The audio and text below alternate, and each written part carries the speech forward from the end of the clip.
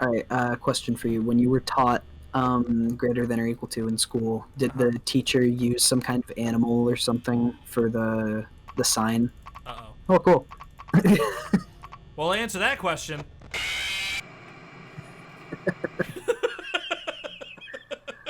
yeah, it So was the animatronic bunny eats the greater number. exactly. All of the kids were horrified that day. We were like, what, 6?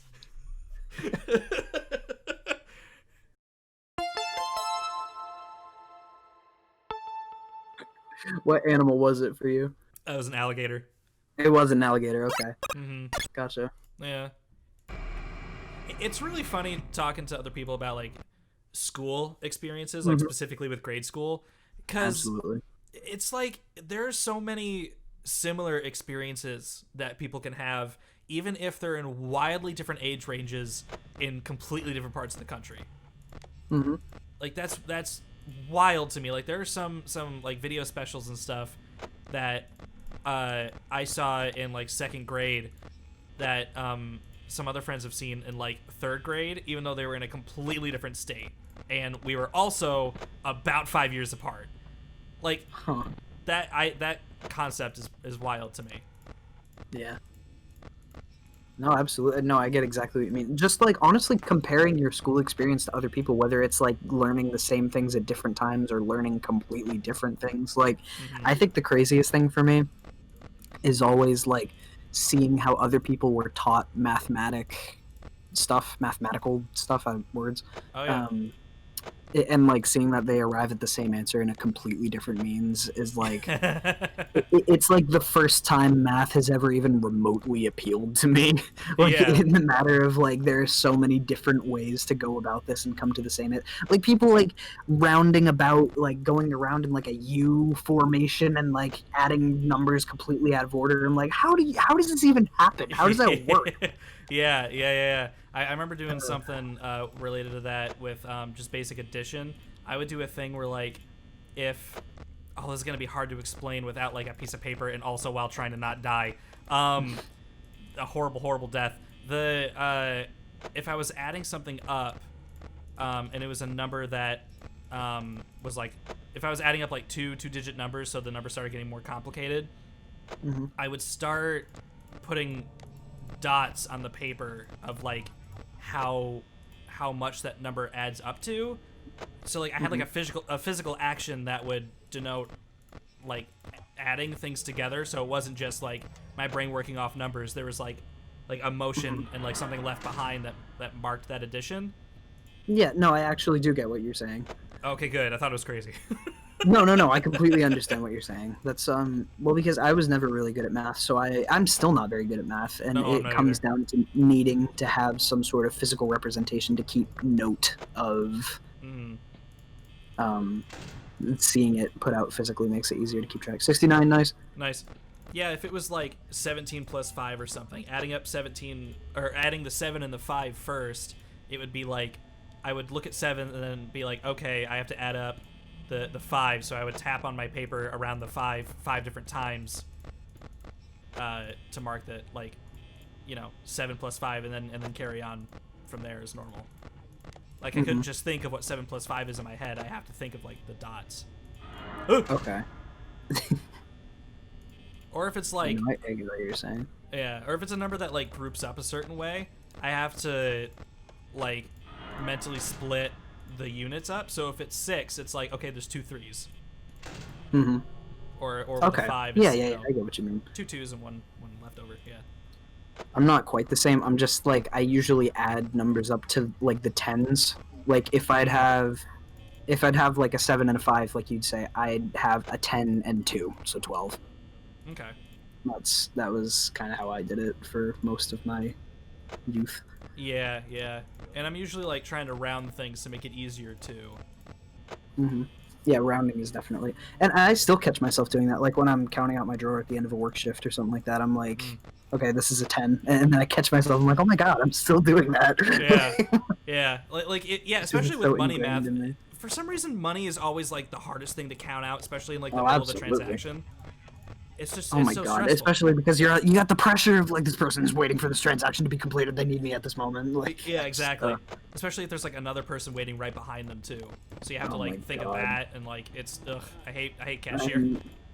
I'm all too aware. I get to work 2 cashiers at all times because I get to work the front counter and the drive-through at all moments at my job. Oh boy, yikes. Yep. Oh yeah.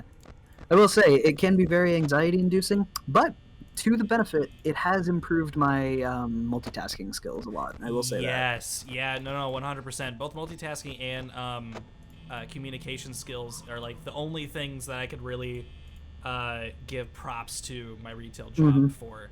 Like before I worked there, it was like really difficult to just like talk to people and like do things and have some form of authority. But like being able to like do stuff, you know, and like have to constantly communicate with people over and over again about that, it like really improved just general skills for that kind of thing.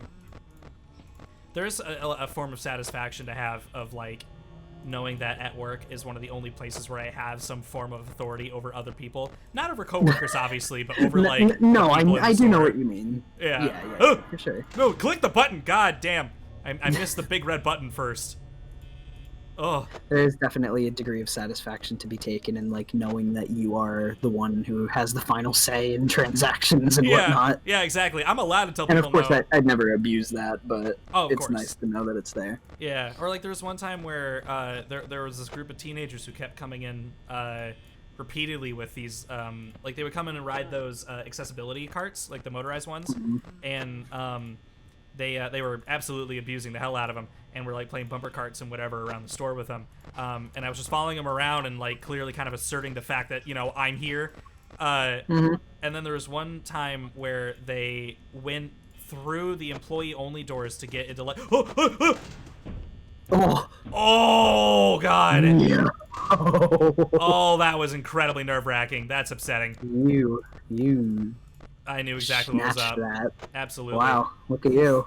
Damn. Bravo. Props. Thanks. To you. Thank you. They try to go through the employee only door back to like where some of the freezers were, and I saw it from a distance, and like down the aisle I was like, hey guys, get out. Like, get out of there. You cannot be there. Like, that is clearly marked for employees only. Get the fuck. Ah, Chica, no. That was employee only too. This room is only for me. God damn it. I was so close. You were moving there. I like didn't want to comment on how well you were doing because I was like, he's just talking and schmooving in the process, so I'm just gonna let this play out and see how far this party train goes. Yeah, you know, the funny thing is that's exactly my thought process too.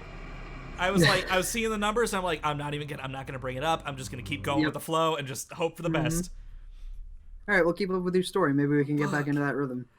There wasn't really much else to that story. Although, just know, like a moment of like, oh, I just told them off. Like, oh feels yeah, good. Oh yeah, it was wonderful. It was just like this, and I stood there too, like very authoritative, just like watch them until they finally moved.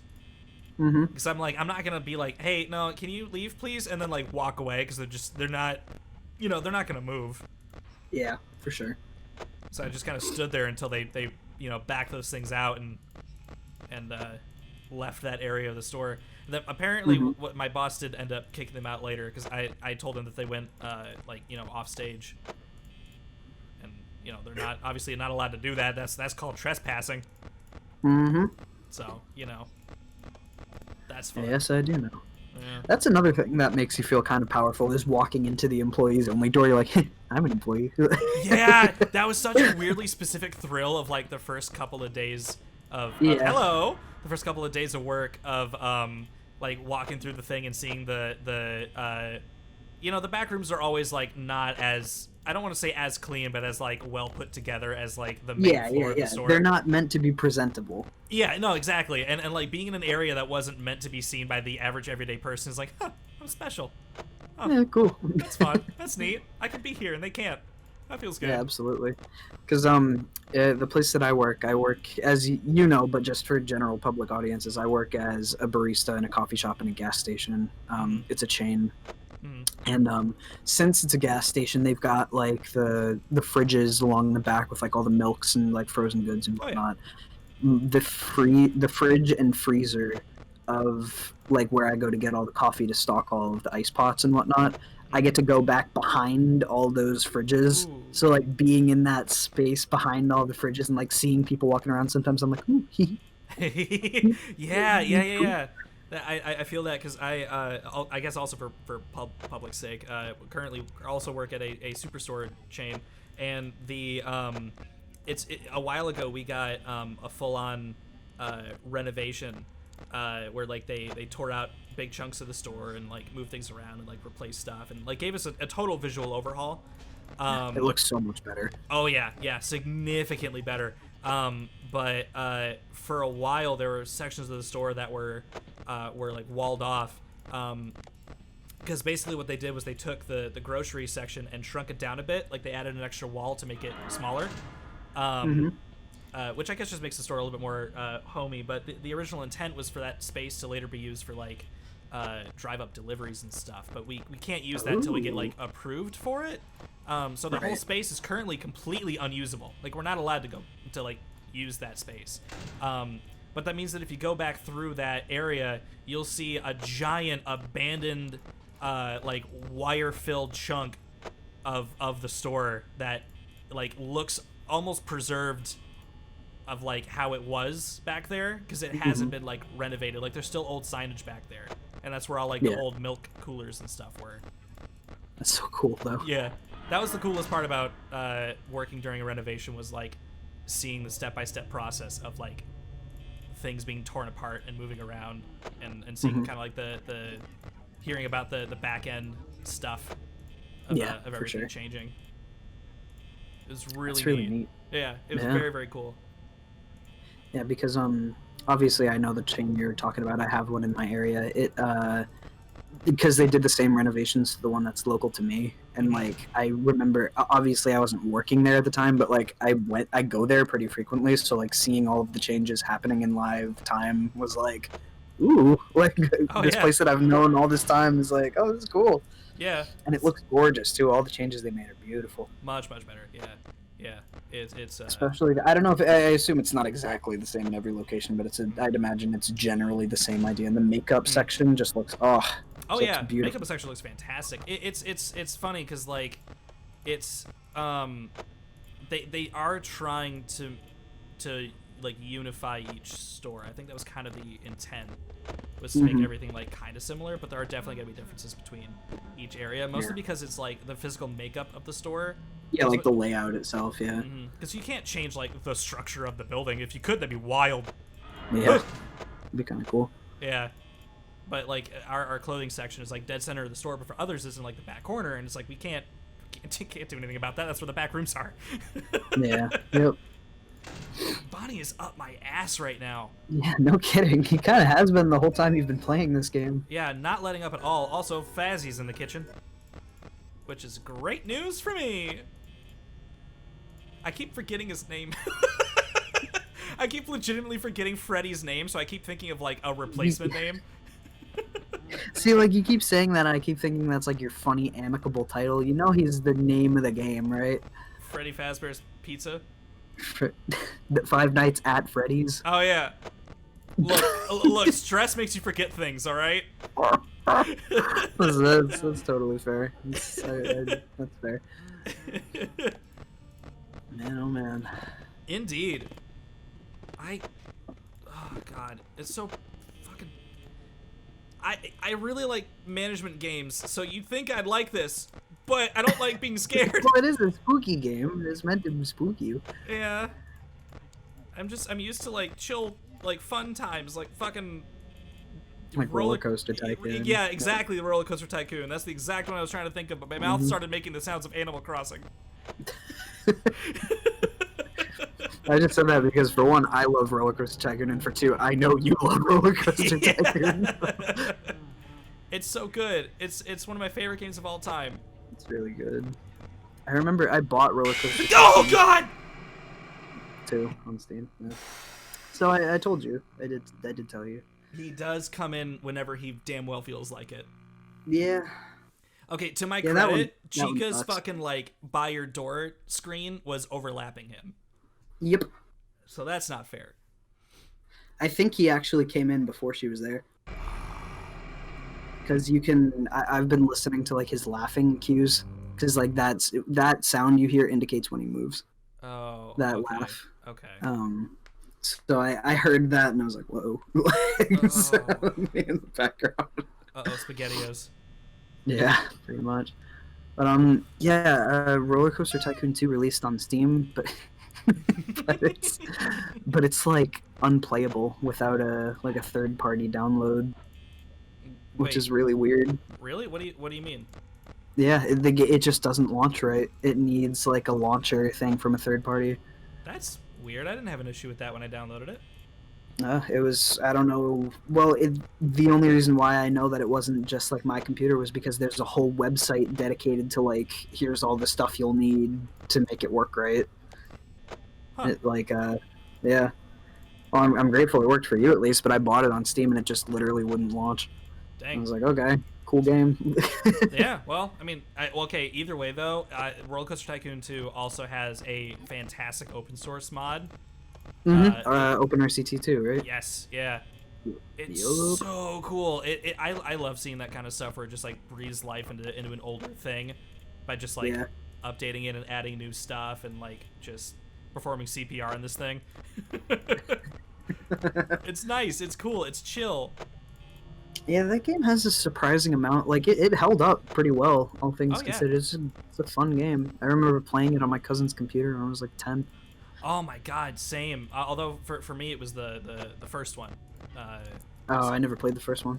You may as well just play the second one. There's not really anything that the first does that's like I figured as much. an improvement over the second. Mhm. 'Cause the second, That's the thing about those like tycoon style games. It's like there's nothing that a prequel, quote unquote, I don't really know what to call a game that's just released before it, would bring to the table. Because sequels to that kind of thing is literally just improving upon what already exists. Usually. Oh, yeah, exactly. Because 2 adds like all these new rides and mechanics and things you can do and like styles and just all this different stuff. Mm-hmm. I want I used to to just name all the handymen after Mario characters. Oh, really? Yep. That's funny. I used to Roller Coaster Tycoon 2 is actually one of my first games where like I started making things, like because it's got the custom scenario builder, and I love creating my own custom landscapes and parks and stuff. But it also gave you the option to whoops, oh no, okay, that turns off automatically. Interesting. If you start that custom scenario and like start playing it. Oh, he's okay. Oh my god, I thought he was out for a second. I almost panicked. You could like start playing it and then save your save file over as a new scenario. So you could start with a pre-built park, like you could with some of the scenarios actually in the main game. And I love doing that, and I also really wanted to like all of the descriptions and stuff, like the flavor text descriptions that are actually in the game for the different scenarios. I would write the ones for the custom ones as if I was a developer. Like I would try to make it look as legitimate as possible, as if it was part of the base game. Yeah, hell yeah. Yeah, and I even did that as like a kid, like a little kid. Oh no, I totally believe it. That is your personality stays very true, and that is absolutely the kind of thing I would do as well. And I mean that as complimentary as possible. Oh yeah, no, it's I mean that's kind of why I love just custom builder games like that, like Portal 2's custom test chambers and Mario Maker and stuff like that. That shit's so much fun. Man, Portal 2 custom test chambers, that stuff was really cool, but it was like not something I ever really got. I had a friend who was I guess I haven't talked to him in a very long time, but he's a Portal 2 speedrunner. Oh. And I made one test chamber that I was like really proud of. It was really small, but I was like, this is really cool. And I know you're doing speedruns of like custom test chambers. Would you do one of the one that I put up? And he was like, I don't know.